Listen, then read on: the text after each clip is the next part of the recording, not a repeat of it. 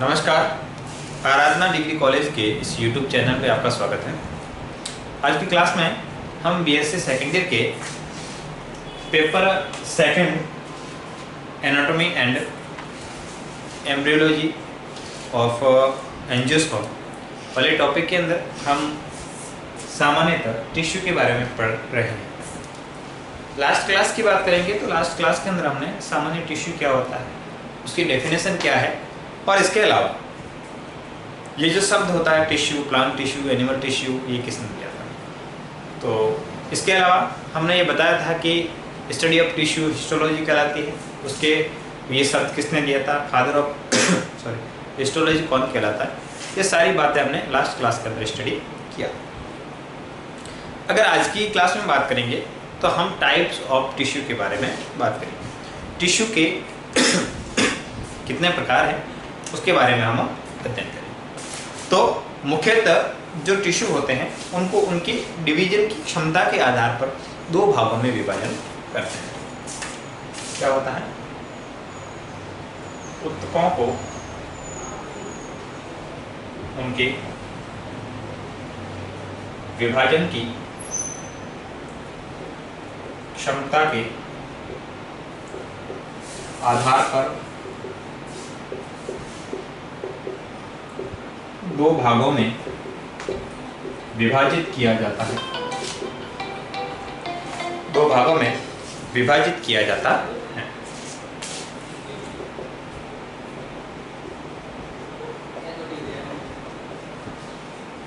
ठीक है, तो इनके अंदर विभाजन की क्षमता के आधार पर हम इनको दो भागों के अंदर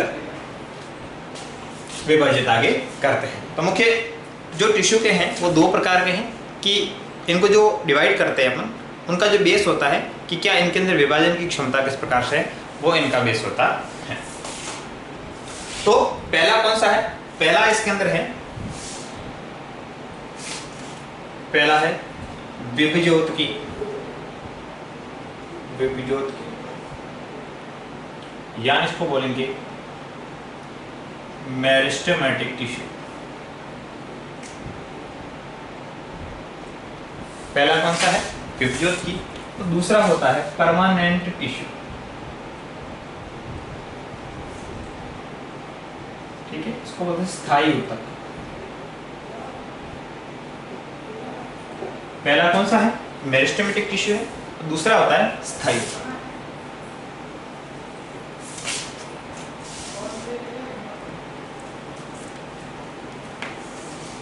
देखिए, ये जो मेरिस्टेमेटिक वर्ड है ये सर्वप्रथम कॉल नगेली ने दिया था, जिसको हम सी नगेली बोलते हैं।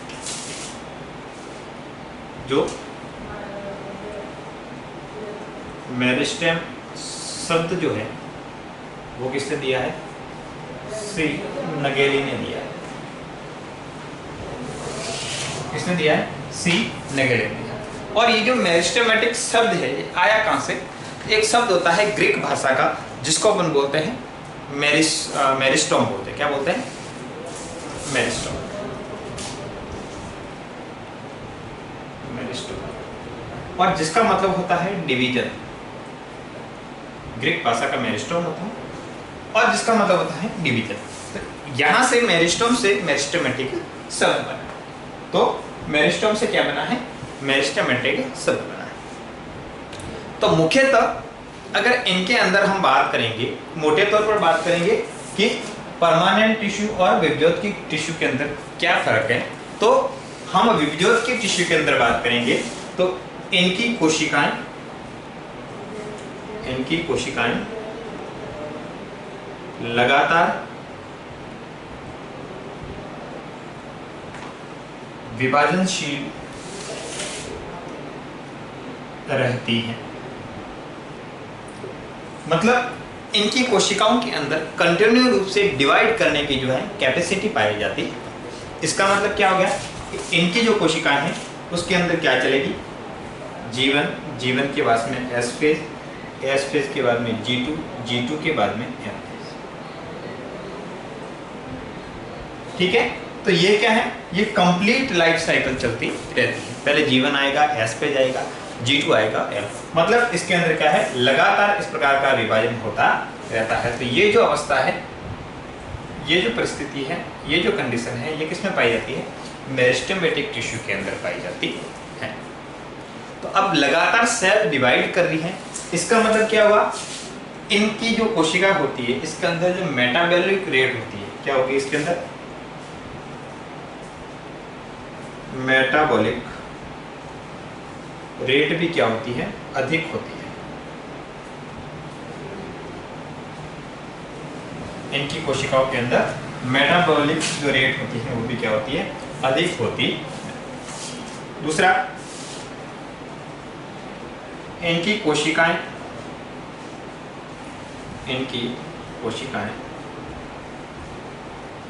आकार में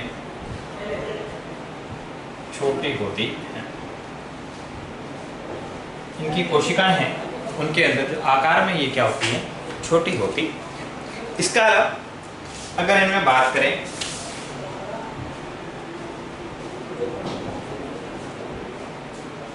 इनकी कोशिकाओं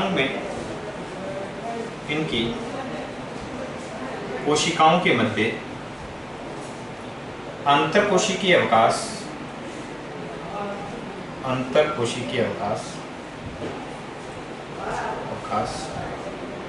नहीं पाया जाता।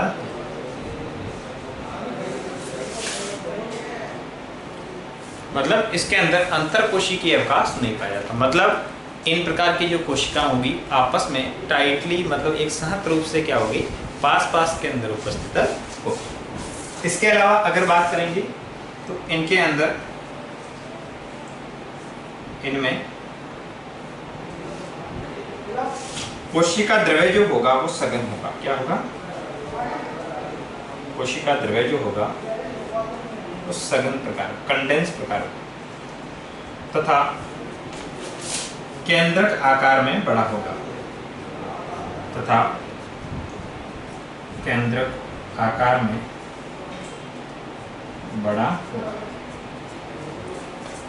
इनमें कोशिका द्रव्य जो होगा वो क्या होगा? सघन होगा तथा केंद्रक जो होगा इनके अंदर आकार के अंदर क्या होगा?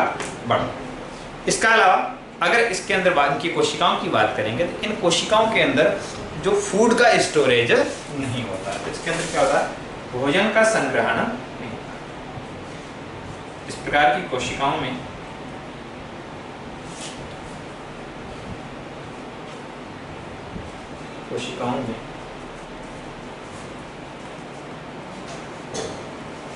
भोजन संग्रहण नहीं होता।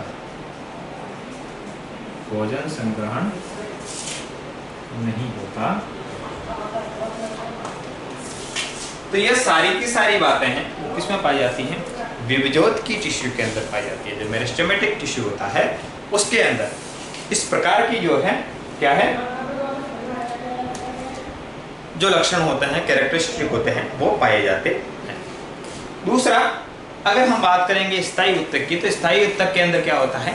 इसकी विपरीत कंडीशन पाई जाती है। इसका मतलब इसकी ऑपोजिट कंडीशन पाई जाएगी। तो ऑपोजिट के अंदर पहला क्या रहेगा कि इनकी कोशिकाएं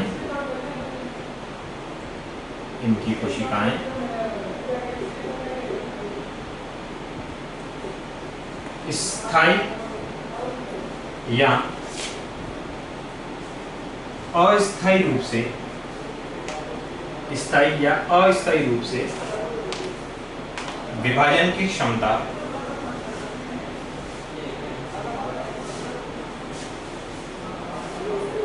खो देती है।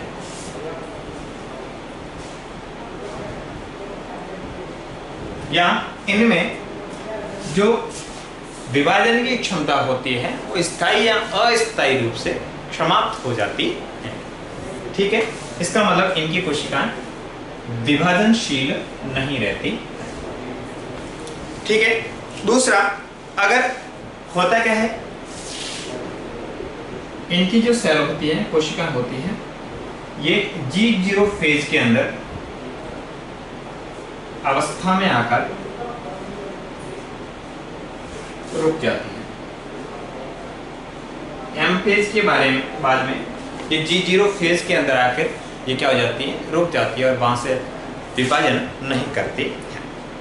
इसके अलावा अगर इसमें बात करेंगे तो इसके अंदर यहां पर एक और बात लिखो, इसके अंदर इसमें प्राथमिक कोशिका भित्ति पाई जाती है।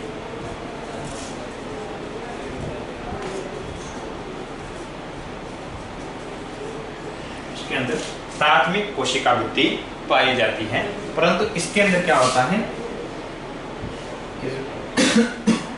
इसमें प्राथमिक तथा द्वितीयक कोशिका भित्ति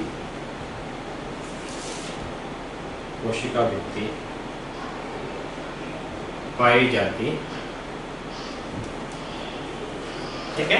तो इसके अंदर प्राइमरी सेल वॉल पाई जाती है, इसके अंदर प्राइमरी और सेकेंडरी सेल वॉल दोनों पाई जाती है। दूसरा अगर बात करेंगे, इनमें कोशिका द्रव्य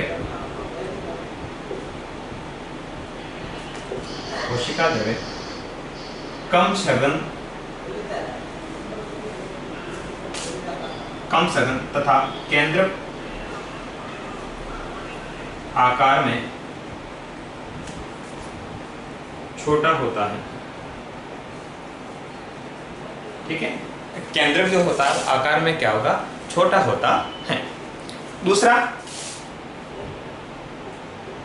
इनमें इनकी कोशिकाओं में, इनकी सेल्स में, कोशिकाओं में मेटाबॉलिक रेट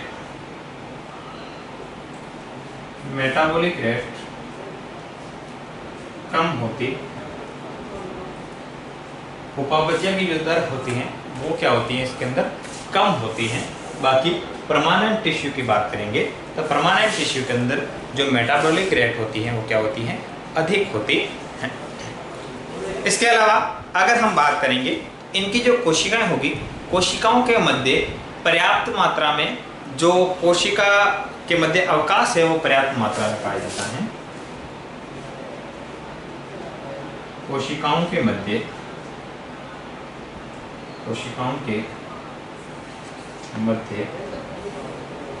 अंतरकोशिकीय अवकाश,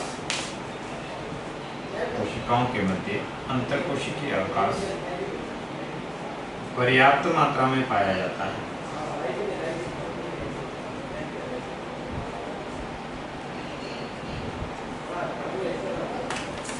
कोशिकाओं के मध्य अंतरकोशिकीय अवकाश पर्याप्त मात्रा में पाया जाता है। सॉरी। इसके अलावा अगर इनमें बात करेंगे, इनकी कोशिकाओं का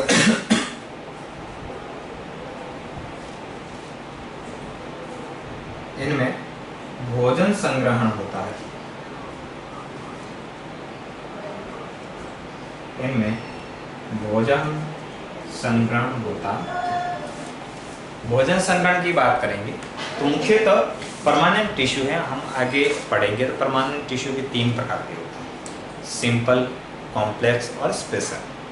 तो उसके अंदर हम सिंपल प्रकार के जो टिश्यू होते हैं उनको भी हम 3 क्लासों के अंदर डिवाइड करते हैं। एक होता है पेरेन्काइमा, दूसरा होता है कोलेनकाइमा और तीसरा होता है जिसको हम बोलते हैं स्क्लेरेनकाइमा बोलते हैं। इसके अंदर जो पेरेन्काइमी कोशिका होती हैं उनके अंदर क्या होता है, भोजन का स्टोरेज होता है। उसको भी आगे हम अलग अलग भागों के अंदर क्या करते हैं, विभाजित करते हैं। जैसे एक उनके अंदर पाई जाती है क्रोमोप्लास्ट सेल पाई जाती है, जिसके अंदर अलग अलग पिगमेंट पाए जाते हैं। इसके अलावा एक ल्यूकोप्लास्ट होती है, एक एमाइलोप्लास्ट होती है जिसके अंदर स्टार्च भरा होता है। तो इस प्रकार से क्या होता है, उसके अंदर भोजन संग्रहण होता है। तो भोजन संग्रहण की क्षमता जो होती है वो किसमें पाई जाती है, परमानेंट टिश्यू के अंदर पाई जाती है। किसके अंदर पाई जाती है, परमानेंट टिश्यू के अंदर। ये बातें होगी विभज्योत टिश्यू के बारे में और परमानेंट टिश्यू के बारे में। हम आगे पढ़ेंगे कि ये जो विभज्योत टिश्यू होता है ये कितने प्रकार का होता है, इनका क्लासिफिकेशन क्या होता है, वो हम आगे पढ़ेंगे।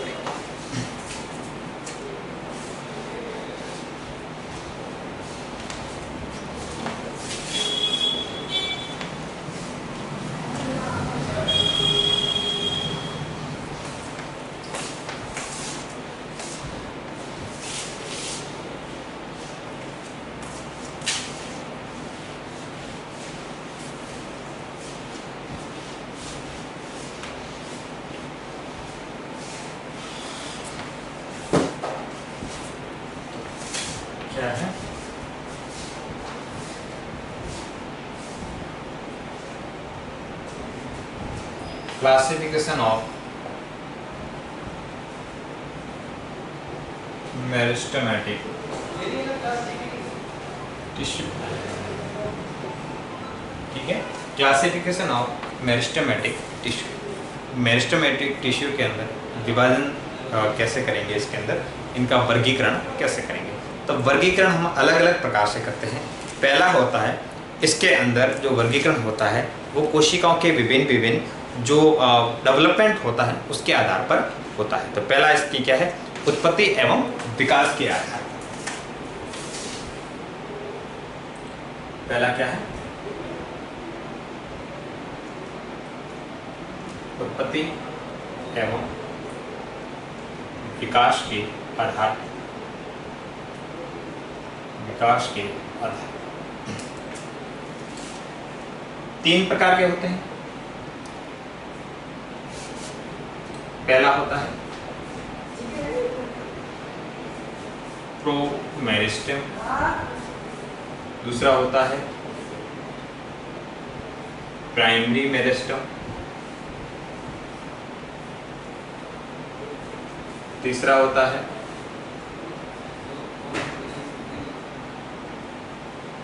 Secondary meristem. ठीक है, पहला होता है प्रोमेरिस्टेम, दूसरा होता है प्राइमरी मेरिस्टेम और तीसरा होता है सेकेंडरी मेरिस्टेम। ये जो प्रोमेरिस्टेम होता है ये एम्ब्रियोनिक स्टेज के अंदर उपस्थित रहता है। प्राइमरी मेरिस्टेम जिनका निर्माण प्रोमेरिस्टेम से होता है। सेकेंडरी निर्माण प्राइमरी मेरिस्टेम की जो कोशिकाएं होती है परमानेंट सेल होती हैं, वो आगे विभज्योत की हो जाती है और फिर किसका निर्माण करती है, सेकेंडरी जो मेरिस्टेम होता है उसका निर्माण करती है। ये हम विस्तृत रूप से पढ़ेंगे इसको। ठीक है, तो पहला टाइप कौन सा हो गया, उत्पत्ति एवं विकास के आधार। दूसरा हो गया इनमें कार्यशीलता के आधार पर।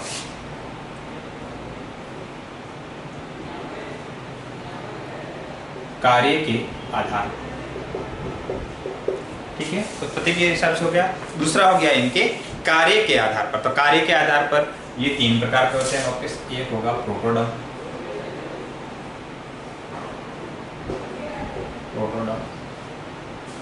दूसरा होता है प्रोकैम्बियम और तीसरा होता है ग्राउंड टिश्यू। तीसरा होता है ग्राउंड टिश्यू। ठीक है, कार्य के आधार पर भी कितने प्रकार के होते हैं, तीन प्रकार के होते हैं। पहला है इसके अंदर प्रोटोडर्म, दूसरा है प्रोकैम्बियम, तीसरा होता है ग्राउंड टिश्यू। तीसरा होता है इसके अंदर विभाजन के तल के आधार पर। तीसरा होता है विभाजन के तल के आधार पर। कितने प्लेन के अंदर डिवीजन होता है, विभाजन के प्लेन के आधार पर तीन प्रकार के होते हैं। पहला होता है रिब मेरिस्टेम, दूसरा होता है प्लेट मेरिस्टेम, तीसरा होता है इसके अंदर मास मेरिस्टेम। तीसरा होता है मास। ठीक है, तो ये किसके आधार पर है, विभाजन के तल के आधार। दूसरा होता है स्थिति के आधार पर। चौथा कौन सा है, स्थिति के आधार पर। स्थिति के आधार पर, पोजीशन के आधार पर भी तीन प्रकार के होते हैं। पहला होता है इसके अंदर जो पोजीशन होती है, एक होता है एपिकल मेरिस्टेम, एपिकल मेरिस्टेम। दूसरा होता है इसके अंदर lateral meristem, intercalary meristem, intercalary meristem. और तीसरा जो होता है वो होता है लेटरल मेरिस्टेम। तीसरा जो है वो है लेटरल मेरिस्टेम। तो मुख्यतः हमने अलग अलग प्रकार से क्या है इनको देखा। देखिए, पहला तो है उत्पत्ति के आधार पर और विकास के आधार पर। तो उत्पत्ति के अंदर प्रोमेरिस्टेम का मतलब ये एम्ब्रियोनिक स्टेज के अंदर उपस्थित रहता है। दूसरा है प्राइमरी मेरिस्टेम, जो प्रोमेरिस्टेम है ये सक्रिय होकर जो प्राइमरी मेरिस्टेम है उसका निर्माण करता है। तीसरा प्रकार है सेकेंडरी मेरिस्टेम। तो प्राइमरी मेरिस्टेम के अंदर क्या होता है, इनकी जो कोशिकाएं होती है वो आगे जाके क्या हो जाती है, परमानेंट हो जाती है। और जो ये परमानेंट होने के बाद में इनकी कभी कभी क्या होता है कि वापस कोशिकाएं क्या हो जाती है, विभजित की हो जाती है और सेकेंडरी मेरिस्टम का निर्माण करेगी। हालांकि हम इस तरह से आगे हम पढ़ेंगे। उसके बाद में कार्य के आधार पर क्या है, प्रोटोडर्म। प्रोटोडर्म का मतलब ये क्या करेगा, एपिडर्मिस का निर्माण करेगा। दूसरा है प्रोकैम्बियम। प्रोकैम्बियम क्या करता है, जाइलम फ्लोएम और उसका निर्माण करेगा। ठीक है। और ग्राउंड टिश्यू है, ग्राउंड टिश्यू जो होता है इसके अलावा जितना भी है, कॉर्टेक्स हो गया, पेरिसाइकल हो गया, ठीक है, एंडोडर्मिस हो गया, उनका निर्माण कौन करेगा, ये ग्राउंड टिश्यू करेगा। उसके अलावा विभाजन के तल के आधार पर 3 है। रिब मेरिस्टम, इसके अंदर एक ही प्लेन में डिवीजन होता है। ठीक है, जैसे रूट की जो पेरिसाइकल होती है। उसके बाद में है प्लेट मेरिस्टम। प्लेट मेरिस्टम के अंदर क्या होगा, एंटीक्लिनिक और पेरिक्लिनिक दोनों डिवीजन होते हैं इसके अंदर। मास मेरिस्टम के अंदर क्या होगा, इसके अंदर सभी तलों के अंदर विभाजन होता है। लास्ट है स्थिति के आधार पर कहाँ पर ये मेरिस्टम उपस्थित है, उनके आधार पर 3 प्रकार के होता है। एपिकल मेरिस्टम यानी शीर्षस्थ विभजोतक एपिकल पार्ट के अंदर उपस्थित रहेगी। इंटर कैलरी मेरिस्टम है, इसको अंतर्वेशी विभजोत के बोलते हैं। ये जो होता है ये उपस्थित रहता है कहाँ पर, कि जो पर्व के अंदर उपस्थित रहता है और जो क्या करवाता है, इलोंगेशन करवाता है, तना की लंबाई में क्या करता है, वृद्धि करवाता है। और लेटरल मेरिस्टम है, ये कहाँ पर हो सकता है, पार्श्व दिशाओं के अंदर, मतलब ये क्या करता है, ब्रांचिंग करवाता है। तो ये है मुख्य परमानेंट टिश्यू और मेरिस्टेमेटिक टिश्यू जो क्या होता है, उनके टाइप से। कल क्लास के अंदर वापस हम एक एक इनको आगे विस्तृत रूप से पढ़ेंगे। तो आज के लिए इतना ही, थैंक यू।